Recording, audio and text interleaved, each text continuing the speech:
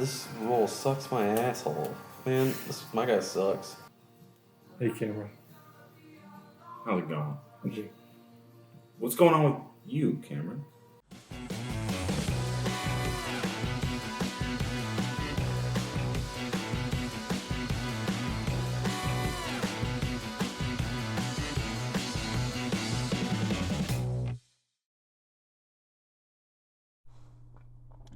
Slay the Spire the board game is a cooperative deck-building game for 1 to 4 players where you climb a branching map of encounters, fighting enemies, and improving your deck along the way. Each player chooses a character with a unique starting deck, abilities, and relic. Your shared goal is to survive through multiple acts and defeat the final boss, but if any player dies, the whole team loses. The board is a map of nodes connected by paths. On your turn as a group, you choose which path to take, revealing encounters like normal fights, elite enemies, events, treasure chests, campfires, or shops. Each node represents a different activity, and after resolving it, you move upward until you reach the act boss. Then you continue to the next act if you survive. Combat is turn-based and card-driven. At the start of each round, players draw a hand and gain energy, usually 3. You can play cards in any order as long as you can pay their energy costs. Attack deal damage, skills defend or apply effects, and power stay in play. Players can coordinate freely, even interweaving turns. Enemies telegraph their actions so you decide whether to block, attack, or set up for future turns. Each character plays very differently and pushes you toward distinct strategies. For example, the Ironclad focuses on strength and self-healing, letting you play aggressively and recover health, while the Silent uses poison and lots of cheap cards to whittle enemies down over time. The Defect channels orbs for passive effects like lightning damage or frost defense, and the Watcher can switch stances that deal huge damage at higher risk. These differences shape how you build your deck and approach each fight. After battles, you gain rewards like new cards, gold, potions, and relics. These let you build and refine your deck over time, adding strong cards, removing weak ones, and creating synergies. Outside of combat, events present choices. Shops let you buy or remove cards, and campfires let you heal or upgrade cards, giving you important strategic decisions between fights. The game is a roguelike, meaning each run is different and failure resets your progress. Maps, rewards, and encounters are randomized, so you adapt your strategy each time. Losing is expected. You start over stronger in knowledge, trying new builds and paths until you can finally conquer the Spire. Okay. Howdy. Ricky, Hello. make sure that's your mic is like pointing away from your mouth. It's pointing towards your ass. It sucks. As you can see, we're presently wrapping up from our first full game playthrough of Slay the Spire, based on the popular video game. I died in the second act boss fight. We decided, let's just keep playing. Let's just like pretend we beat him and just like give ourselves a chance to have a full run playthrough. So we could reach the third boss and get decimated because we fought Danu and Dika. I think all things considered, we actually did pretty well for a first run. And we got Danu down to 12. The continually increasing amount of strength for the both characters did us in eventually. I got by RNG. And Cody also had bad RNG, and for those of you who just play board games and don't play video games, RNG meaning random bad luck. But we got close to killing at least one of them. We were pretty tapped on resources by that point. First things first, I want to hand this over to Rick. Compare this to the video game. So the video game is supposedly the video game's easier. I guess I can see why, because like it's just you're one character versus everybody instead of like teaming up with your friends to you can all like go after one guy or whatever. But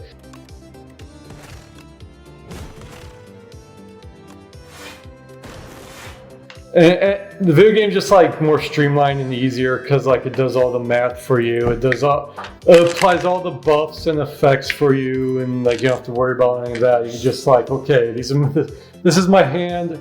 This is what I can do with my hand. That's all I can really need to focus on. Or the board game, you got like, okay, so I added vulnerable to this guy, and I added like 3 weak to this guy. So I gotta keep that in mind as I look through my hand. And okay, my friend just put a card that added like, another vulnerable, and no crap. So now I gotta rethink of how I want to play this. All right, so I get 6 because I have that. So what I'm going to do is start of turn. This is free. God damn it. Draw 1 card and discard 1. Draw 1 and discard 1. So I need to discard 1. I'm going to get rid of that guy. So now that I discarded that, I've satisfied this condition. So I'm gonna go from 3 to 5. I already moved it, but okay. So 4 damage to her, and this basically ends up being free. So she's at 80s. She went from 80 down to 76. I'm gonna draw 3, discard 1. I'm gonna discard that. I get a free turn at 4 more damage to her. She's at 72.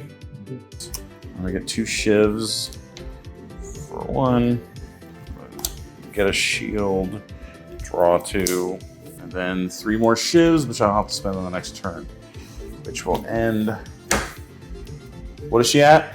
70. That being said, it is way more fun to play with friends, of course. Man, sitting in your bedroom and just trying to go up the spire by yourself, single player.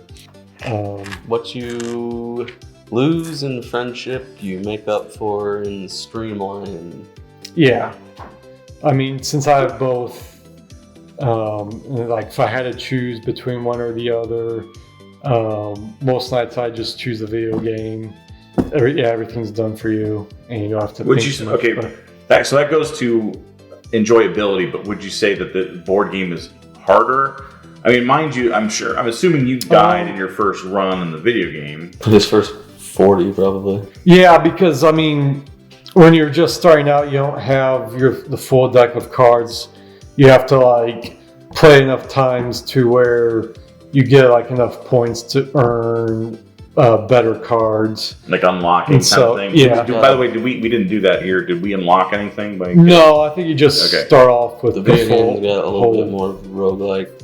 Yeah, it's a little more. Yeah, the roguelike element I think is easier to see in the video game. Yeah.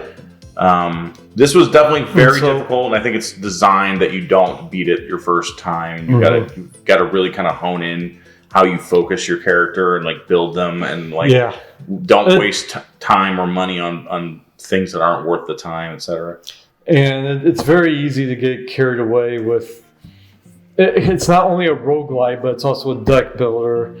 So, you know, each time you play the game, you start off the game with those. I'm not gonna get them out, but like the I can't remember the name of the character, but the whale at the beginning of the game gives you your beginning buff.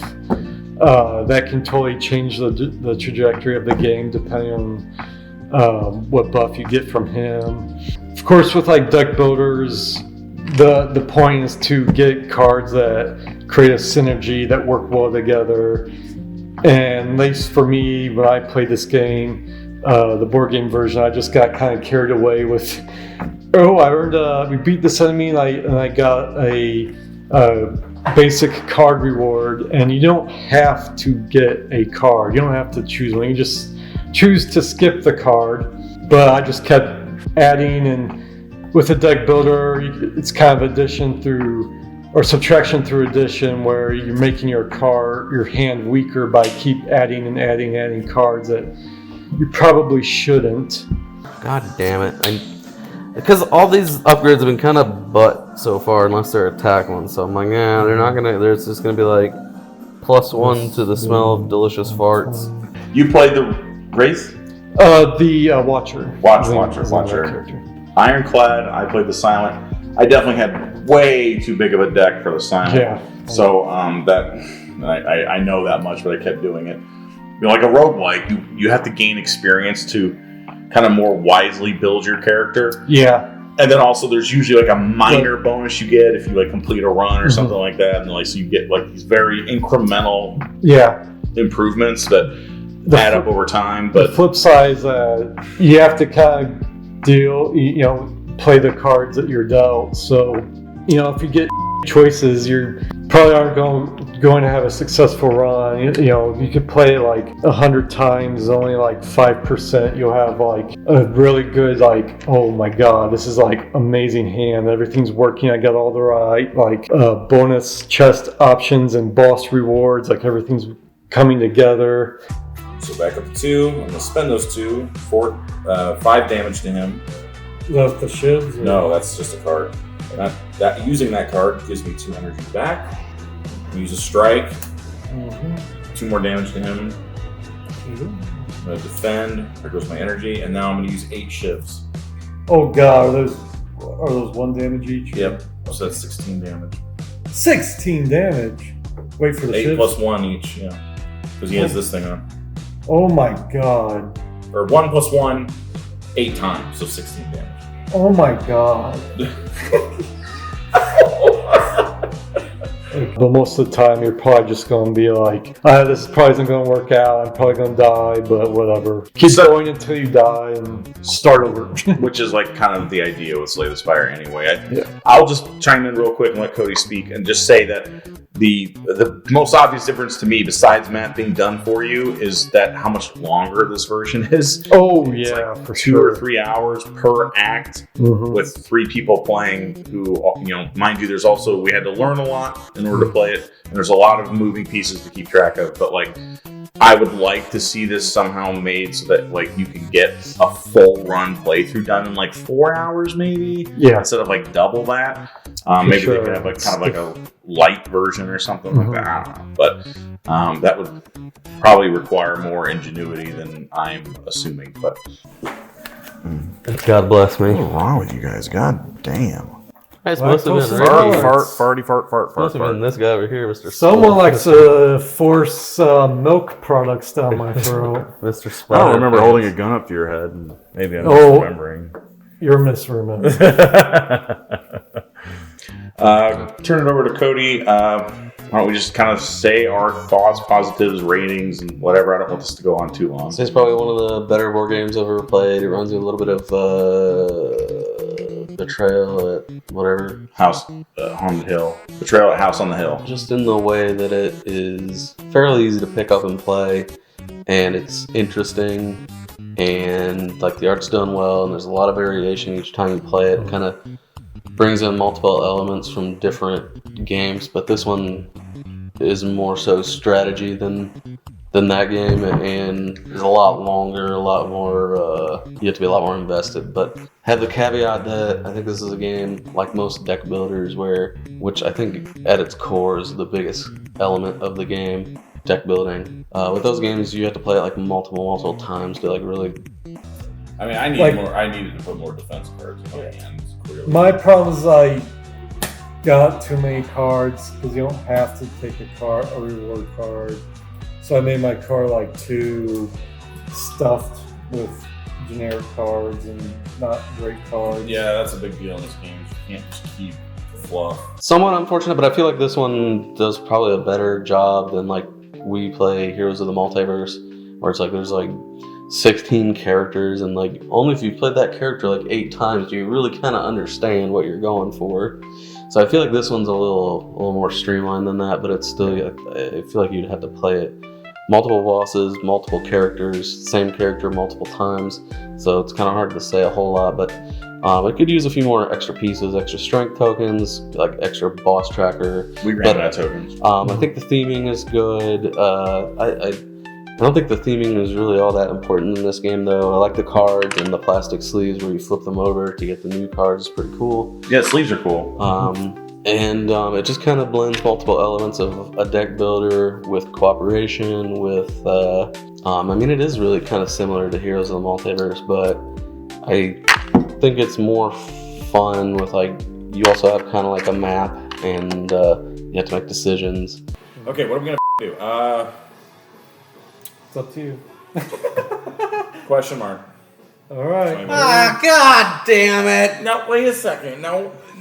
Inside a small hut, you find a forge. The tools are covered with dust, yet a fire roars in the furnace. So we can either rummage, gain a treasure, and we have to roll the die. If we roll a 1, 2, or 3, we gain a curse. Or we can forge, which is upgrade a card, but we would lose 2 HP. So Oh, I'm going to so upgrade something. I'm going to get... I'll I take can't afford to lose any more health, so I am going to Risk the curse? getting the curse, yes. what you need, Rick. I need a curse. So I rolled a 3.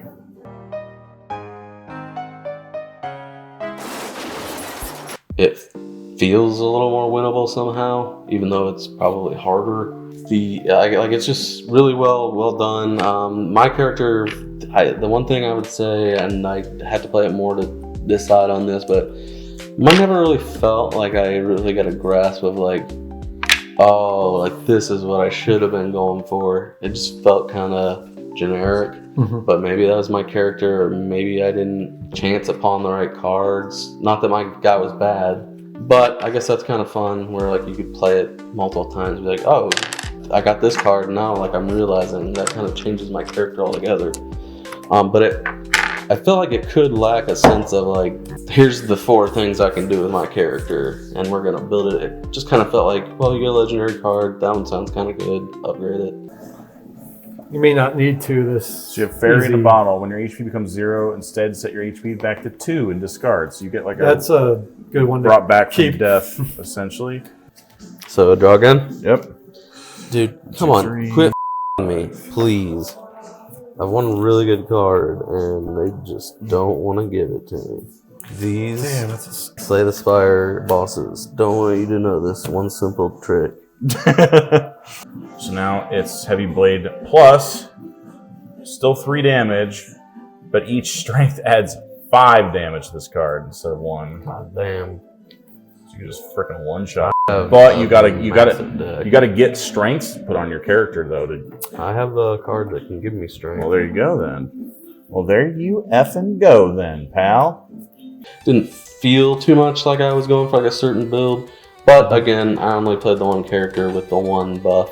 The only big thing that I would say is just like streamlining, and it's hard with these games when you gotta, it's like separated into like 3 nights, and you're like, we lost, okay. It's different for different people who play them a lot. It won't be as much of a problem, but I feel like there wasn't too much downtime, but it still took like 4 hours for each act. So there's like a 12-hour game, and you just lose, and it's like, I mean, I don't have a problem with losing, but it's like, if there's some way to make it more boom, boom, boom. I don't know what that is, but that's the only kind of like downside. If it was a little quicker to get through and all that. But other than that, though, I'd still say it's probably like the best game I've played, because it has so many elements from so many different games. It's fairly easy to pick up and play, but it's got a lot of strategy, cooperative, a lot of replayability, and like the game packaging and design is good. And What is going on with my front door? This little bug is like mating with another bug on my camera. Get away. the game packaging and design is good, and there'll probably be additions later on. So I completely agree that the sleeves are really cool, and they're like very simple to. It's a simple system for just turning the card over, leaving it in the sleeve if you want to upgrade a card. So all the components are good. It actually looks like the video game for the most part, as much as board game is going to. But yeah, like if it could be quicker, because the whole point of a roguelike is that you like get defeated fairly often, and so you can just like restart the process. This is difficult to restart the process quickly, and it would require so many nights. This is for a fairly dedicated gamer. The way it is now, but I will say that I agree with most of your comments that this is one of those games, like probably one of the more. Of all the games we've played, this is probably higher in the list of games I'd like to replay if we could find the time. If you were like, could switch characters and try other characters out. There's a whole other character we didn't even character that play. Buff or whatever. Yeah, different build. Like Cody's guy didn't even really turn on almost till the 3rd act after I'd already died once. Like that. That's what I was saying. Like the end of, anyways. And by that point, I also learned that I had built my character kind of wrong, and so like that was like a problem that didn't go away. Plus 6, 10 more damage. And now I'm about to die. What's he at? Out of curiosity, 53. 20 more. I wish it could be like you guys could like aggro him and make him attack you or something. Yeah. Oh, here it is. So Where the cookie crumbles, boys. Bye. 3 for 6. DED. And there's a 3rd there. I think the real story of that fight was Rick did damage so slowly that the guy got to live for eternity and wail on us. I think the real story of the fight was Rick did 0 damage, Adrian died, and I was trying to hold it all together. Something like that. Yeah, feel efficient. I wouldn't say mine was wrong. It just wasn't as efficient. I feel I picked the wrong card. Terrible. So, back in the end, this was like the end of Act 1, where, you shuffled the boss rewards, and I chose this one, and this would have been like perfect for your character, because it would give all your daggers an extra 1 damage. So like, you can imagine, you use like 9 daggers, that would have been like an additional 9 damage you could have done. Right. There's a lot of that stuff that like you don't know until you play through it a few times, and then also, you know, you just don't get a good draw sometimes. You go to the shop, which happens in certain spots on the board, and you just get bad cards, or you don't have the money at that moment, or whatever. Part and parcel of the roguelite experience. But yeah, despite all of that, and despite losing technically twice on one single run and it taking forever, we're obviously all still like kind of wishing we could play it again, and maybe we'll make time in the future. But first impressions, it sounds like we're all pretty positive on this. It's probably the best game that we've played, I'd say, because it just offers everything you want besides quickness. But like, that's why I like Betrayal a lot, because it's doesn't take too long, and it's simple, and it's like, so I would say with this game, if you were like getting into board games but you want to kind of try something a little more daunting, a little more strategy, but you don't want to like legacy games or something, or like, you know, some game that takes like, it's like so complicated, I'd say this is the best entry point for like a deck, even just a deck builder. But if you want to like step up and try something that's a little more complex but it's not going to overwhelm you and has a ton of replay, I'd do this one. I mean, we also have a campfire coming up in 2 turns, in 2 moves rather. Okay. Oh, what is going on under the table here? Oh my. We can't, sir. I can't do this. I'm listening. I'm listening. Guess this is all a big stinky joke. Was that you? That was me. Oh, I thought that was Cody. Damn, that was a splatter fest. You can suck my dick. Oh, here we go. I was like, where's that?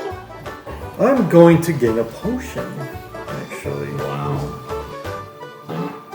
Oh, explosive potion. Yeah, that was explosive. Deal 2 damage to any row. That is a big help. Exactly. Cock penis, exactly. Could not have said it better myself. Scratch my back. You're gonna fart on me, aren't you? No. He's gonna fart on me, isn't he? You're gonna fart on me, aren't I can guarantee 100%. See? That's what trust buys you. you? That was just friendship. Silent but deadlies. The only reason it even takes that long isn't because it's super complicated. It's just because you have to go through look all at your these. cards. Do I want to flip Which this card one? you Do I want? that? And then all these different stops you got to make on the way to the bosses. So you got to do that for each act. 3 different boards. However many players you got, so they got to. Yeah, more players, more time. If you're doing it right, you're trying to be cooperative and be like, oh wait, I've got a card that I can put that down first, and so it all just ends up taking a long time. But yep, it's good. Oh, one other negative before we go, just is that that's expensive, and this is, I think you can only get it if it's shipped from England currently. This was like over $100 to get this for you, Rick. So like, hopefully now it's like been produced enough that like it'll be on shelves by the time you're watching this and like other areas. But like, so it's hard to get. Also, Is that expensive for a board game? It was. I mean, a typical big box board game, I don't know, 50, 60. But so this was like almost double that because it's kind of rare, and like, you have to get it from. I had to get it from like someone that was shipping it from England. I think that's where is the video game developed by an English team? Yeah, I can't think of their name right now. Currently almost like 3 a.m. So forgive us, but good game. What would ratings out of 10? I give it a 9. Like a 9.4. Wow, that is high praise from Cody. I'll go more like an 8.4. So I just don't know what would be higher. I've not played a better one yet. I'm sure that it's out there, but I didn't realize you were going to say that. That's cool. I mean, I love Betrayal, and depending on what mood I'm in, but I think this one's got a lot more complexity. So as you said, probably the key feature of this is replayability. Being able to take different paths, play different bosses. The bosses are randomized. You can take different characters. You could rebuild the same character differently. You could get different cards on that playthrough. So there's just like a lot of stuff to redo. Yet it's not that complicated that like you dread doing any of those things. I wish this game had a reference card. Yeah. So we didn't have to like constantly be sharing the book. Good what stuff. games you like better? Honestly, like I would rather play Betrayal personally because that's like, I think I'm more into games where like 8 people can play or like people get really rowdy and have fun, and it's like it can be done in under a half hour. You'll never play this game in under a half hour. And I haven't played it. Have you tried playing it solo at all? No. Okay. Anyway, great ass game. Get you a copy, especially if you like the video game at all. It's more the same. Yank my Todger. You think I That'll be the won't? last thing. You think I won't? That's the funny thing, Cody. Hey guys, editing room here. Just a real quick explanation. Even though I said 8.4 or something, I think in the video, I'm gonna downgrade my review, my number a little bit to just an 8 even. I know Cody loves this game and thinks it's the best game we've ever played. That's fine. I do not share that opinion. I do certainly love this game. Go out and get it, especially if you have any interest whatsoever in Slay the Spire, if you've played it before, the video game meaning, or if you just like a good deck building board game with roguelike elements. Obviously, this is something to check out. But there, I can think of off the top of my head of probably 5 other games I personally would rather play, and I don't have the I don't have the affection for the video game and the universe of Slay the Spire like some people do. So just for me, I'm gonna say like an 8 soft. So just in case you were wondering why it changed.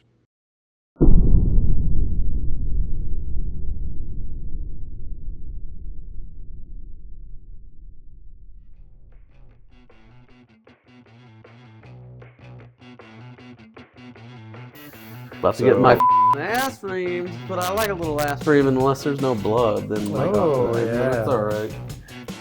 Look at this idiot. Feel that right there. What the hell did you do? Chopped off half my skin. Why'd you do that, you big dumb? 3 damage. You let me get drunk, and then I bled all over my entire house. So I'll kill this guy. Okay. So you did 3 damage. Yeah. So it's at 1. Yeah. It's not quite dead. Okay. I know, Cody. I know. Sadly, he's actually doing his best. Aaron picked a card for me. No, that's a, You it's a picked good, it. That's a good card. Good job, Aaron. Wow. Wow. A 1 in 6 chance for the whole all the enemies to get a That'll happen. to take. It'll happen, Cody. You just gotta. Oh, yeah, because he has the weak, so -1, so 3 damage. Okay. Aaron's trying to shortchange us for once, Ricky. What the? That's not like I'm master of the rules. If you guys know the rules, say something. Mr. God Wizard damn. of the rule book. It's not even my game. I'm trying. Mr. Rule Book. Do you? Don't do it. I don't know. We're gonna have to chop my Todger off because you can fell to a breeze. Yeah, I'm gonna leave. Okay. I like being the center of attention. Everybody's waiting for me to make a decision.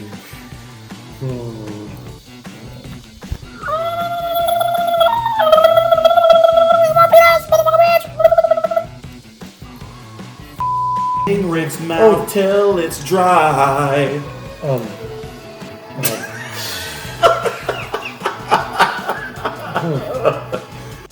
He's well, let's see. 1 goes down to 4.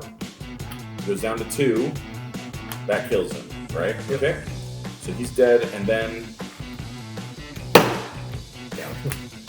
Are we supposed to roll a die every time? Like every. That is a question for the guy that has the rule book. Who's played the game lots of times? Who is that guy? You've played it too! Well, the video game. He's played many There are no die like that in the game. They're digital, mechanics. Adrian. These die are physical. Yeah. It's not the same. I guess that's on us, Cody. There's the guy who's played the video game for like 40 hours We do, and yeah, we owns do. the board game, but I think Right. it's up to the And he blind owns it, guy yeah. and the other guy who gave him the game to figure Yeah. out the rules. Yeah. We all get a week. I like how Rick keeps saying we, Cody. Yeah, I did, I've done like, let's see, 4, what's 4 plus, well, 13 or 10 or something, you know. I keep him on his toes, you know, Yeah. I'm like, But that's really annoying, dude. yeah. What you're doing. What is it, Some sort of buzzing little bee in his ear. Annoying the enemy. Like Sun Tzu. Yeah. Jeez.